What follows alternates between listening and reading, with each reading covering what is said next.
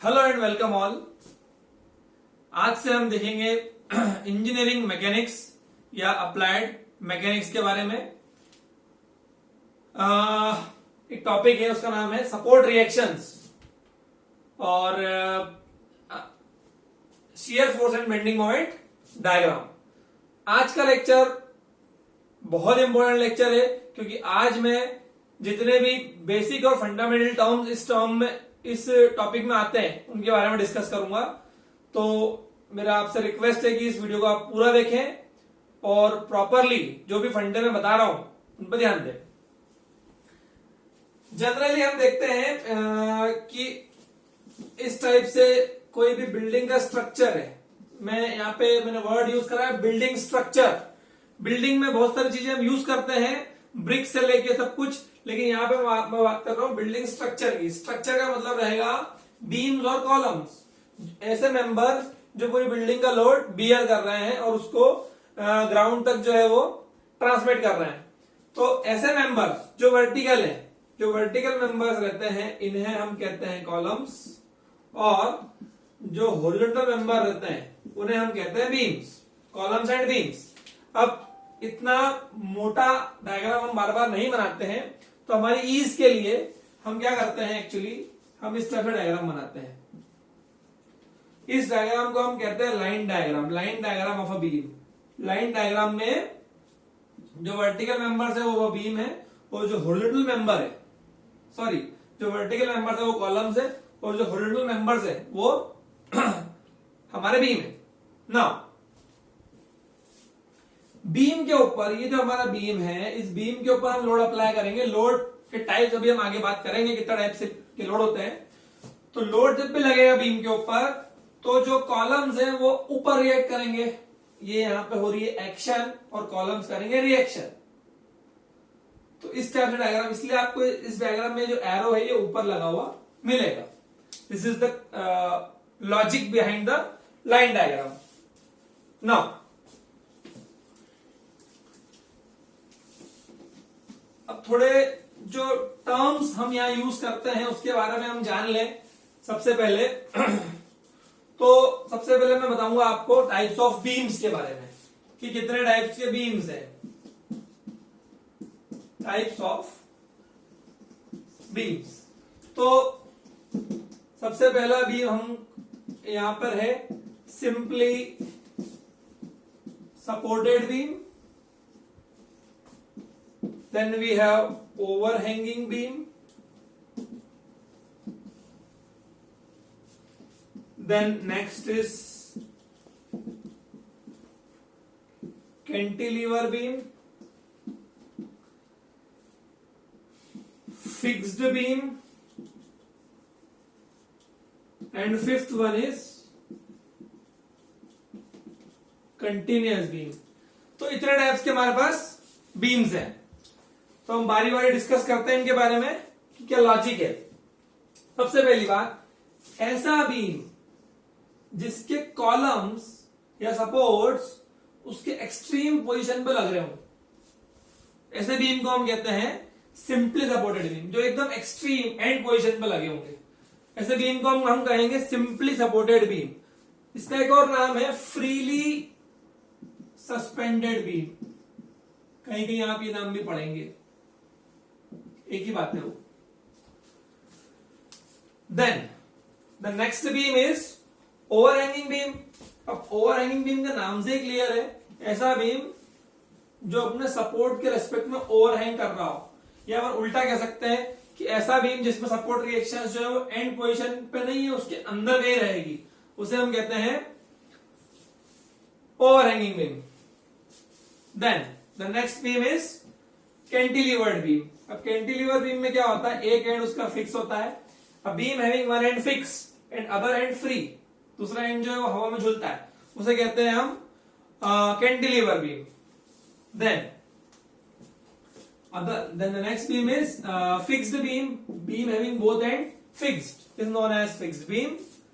And the final one is continuous beam. अब continuous beam में क्या होगा, ऐसा बीम जिसमें दो से अधिक रिएक्शंस हो। A beam having more than two columns, it may be 3, 4, 5 n number of columns. कोई रिवर बह रही है, उसके ऊपर हमें पुल बनाना है, तो हमें कंटिन्यूअस बीम बनाना पड़ेगा। तो ये 5 प्रकार के बीम हमारे पास है, 1, 2, 3, 4, 5। अभी मैंने इन बीम्स के अंदर एंड कंडीशंस डिस्कस नहीं करी है, अलग अलग टाइप की एंड कंडीशंस भी है, अभी मैं उसकी बात नहीं कर रहा हूं। तो ये 5 प्रकार के बीम है हमारे पास। Now coming to next term और टॉपिक, जो हमें सपोर्ट रिएक्शन निकालने में सबसे ज्यादा काम आएगा, वो है equations of equilibrium. Actually 11th 12th में भी टॉपिक आता है स्टैटिक्स का। अब statics that part of engineering mechanics which deals with the study of forces और बॉडीज अंडर रेस्ट। अब बॉडी पे फोर्स तो लग रहा है, बॉडी पे फोर्स लग रहा है, लेकिन बॉडी मूव नहीं कर रही, तो वहां हम कहते हैं स्टैटिक्स। उस फोर्स को हमने एक्सेलरेशन में कन्वर्ट नहीं करा है, तो यहां पे कॉन्सेप्ट आता है इक्विलिब्रियम का। ये जो कॉन्सेप्ट है, जिसने समझ लिया उसके सारे फंडे क्लियर हो जाते हैं। अब ये जो कॉन्सेप्ट है इक्विलिब्रियम बोले, या हम साम्यावस्था भी बोलते हैं इसको। साम्यावस्था का मतलब क्या है? सबसे पहली बात, इक्विलिब्रियम बहुत सारे हैं, तो यहां पे हम डायनामिक इक्विलिब्रियम की बात कर रहे हैं। तो जो उसकी प्रॉपर डेफिनेशन है, प्रॉपर डेफिनेशन उसकी ये कहती है, a body is said to be in equilibrium when the algebraic sum of all the forces acting on the body is 0। कोई भी बॉडी साम्यावस्था में तब कहलाती है जब उसके ऊपर लगने वाले सभी बलों की एल्जेब्रिक जोड़ 0। अब यहाँ पे एल्जेब्रिक जोड़ का मतलब क्या है? एल्जेब्रिक जोड़ का मतलब है एडिशन विद साइन। तो हमें यहाँ पे 3 इक्वेशन मिलती है, summation v equal to 0, summation h equal to 0 and summation m equal to 0। इन तीनों इक्वेशंस को हम कहते हैं इक्वेशंस ऑफ इक्विलिब्रियम, साम्यावस्था के समीकरण। मैं फिर से आपको बता दूं ये बात कि जो बेसिक रूल है वो तो ये है, समेशन f इक्वल टू 0। मतलब अगर कोई बॉडी को आप चाहते हो कि वो इक्विलिब्रियम में रहे, तो force acting on the body, the summation of all the forces acting on the body should be 0। लेकिन उसको हम इसी चीज को हम एक बार वर्टिकल में लिखते हैं, एक बार लिखते हैं हॉरिजॉन्टल के लिए, इसलिए वो बन जाता है summation of all vertical forces is 0, summation of all horizontal forces is 0। और तीसरी चीज है, हर फोर्स मोमेंट भी देता है, हर फोर्स की टेंडेंसी रहती है किसी चीज को बेंड करने की। तो यहाँ पे मोमेंट भी पिक्चर में आता है कि summation m, sum of all the moments acting on the body should also be 0। तो हमारे पास ये जो 3 इक्वेशंस हैं, इन 3 इक्वेशंस को हम कहते हैं इक्वेशंस ऑफ इक्विलिब्रियम, साम्यावस्था के समीकरण। ये जो तीनों इक्वेशंस हैं, एक तरीके से हम कह सकते हैं यही तीनों इक्वेशंस गवर्न करती हैं पूरे मैकेनिक्स को, स्टैटिक्स को। आप सपोर्ट रिएक्शन पढ़ लें, shear force bending moment diagram पढ़ लें, ट्रसेस पढ़ लें, सभी चीजों में इन इक्वेशंस का आना कंपलसरी है, ये आपको क्लियर होना चाहिए। अब क्योंकि ये इक्वेशन इतनी इंपॉर्टेंट है, इसलिए मैं यहाँ पे साइन कन्वेंशन भी डिस्कस करने वाला हूं, क्योंकि मैंने आपको बताया कि एल्जेब्रिक सम होती है। तो अगर हम साइन कन्वेंशन की बात करते हैं, ऐसा है सबसे पहली बात तो कि अलग अलग ऑथर्स ने अलग अलग साइन कन्वेंशन फॉलो करे हैं। आपको किसी एक को पकड़ के चलना पड़ेगा जो आपको इजी लगे। मैं जो बता रहा हूं आपको साइन कन्वेंशन, वो R.K. राजपूत बुक का है। उसमें अपवर्ड वर्टिकल में अगर हम बात करेंगे, फोर्स अगर अपवर्ड जाएगा तो वो पॉजिटिव कहलाएगा, डाउनवर्ड आएगा तो नेगेटिव कहलाएगा। This is a sign convention for vertical forces. Horizontal में अगर फोर्स राइट डायरेक्शन में जाएगा तो पॉजिटिव, उसका वेक्टर लेफ्ट में होगा तो नेगेटिव। और मोमेंट जो है वो दो टाइप से लगता है, आइदर क्लॉकवाइज और एंटी क्लॉकवाइज। जब भी मोमेंट क्लॉकवाइज लगेगा तो उसको हम नेगेटिव कंसीडर करेंगे, जब भी मोमेंट एंटी क्लॉकवाइज लगेगा तो उसको प्लस कंसीडर करेंगे।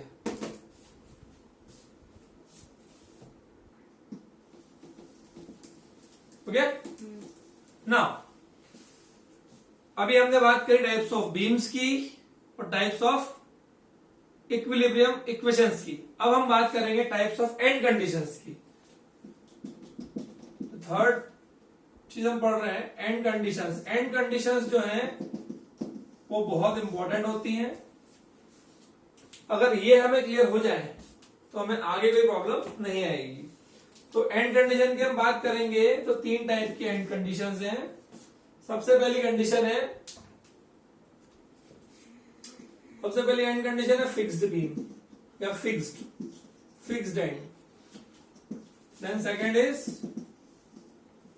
हिंज्ड एंड और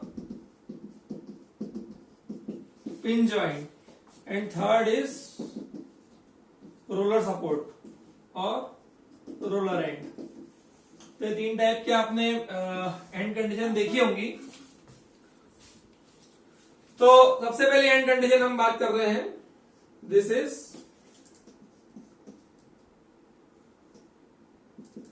ये फिक्स्ड बीम है। अब ये जो फिक्स्ड एंड है ये मान लीजिए मेंबर है। क्या है, सबसे पहली बात आपको जो लॉजिक लेके चलना है वो ये लेके चलना है कि हमारे पास ये जो 3 इक्वेशन हमने डिराइव करी हैं, summation v equal to 0, summation m equal to 0 और समेशन m इक्वल टू 0, ये तीनों, इन तीनों को हमको सेटिस्फाई करवाना है।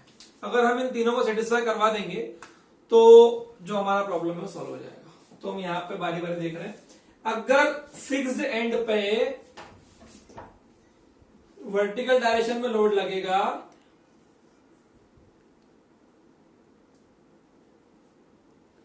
तो ये वर्टिकल में भी रिएक्ट करेगा।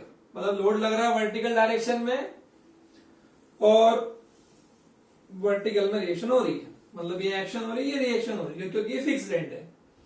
ऐसे ही अगर मैं बात करूं, अगर लोड यहां से आएगा हॉरिजॉन्टल डायरेक्शन से तो हॉरिजॉन्टल से भी लोड ये लगा देगा फिक्स्ड एंड। और तीसरी चीज है मूवमेंट, क्योंकि फोर्स की एक टेंडेंसी है बेंड करने की, तो ये फोर्स इनटू परपेंडिकुलर डिस्टेंस ये इसको बेंड करने की कोशिश करेगा। तो ये जो फिक्स बीम है, क्योंकि ये फिक्स है इसलिए इसको रिएक्ट करता है।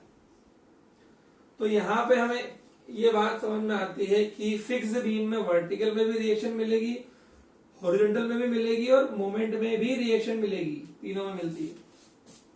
सबसे स्ट्रॉन्ग टाइप का एंड है। Then coming to hinge end. अगर ये एंड हिंज हो, अब हिंज एंड में आप लोगों ने जनरली ऑब्जर्व अगर करा हो तो हमारे घरों में जो दरवाजे होते हैं उसके अंदर जो कब्जे लगे रहते हैं, जिसके ऊपर पूरा गेट टिका हुआ रहता है, उसको हम कहते हैं हिंज एंड और पिन जॉइंट। तो पिन जॉइंट में क्या रहता है, वो फिक्स रहता है, लेकिन उसका टर्न करने का उसके अंदर प्रोविजन रहता है। तो देखिए हमारा जो हाथ है ये भी यहां से पिन जॉइंट है। तो फिर से हम बात करेंगे, वर्टिकल में अगर लोड लगेगा तो वर्टिकल में हमें रिएक्शन मिलेगी, हॉरिजॉन्टल में लोड लगेगा तो हॉरिजॉन्टल में भी रिएक्शन मिलेगी एच में।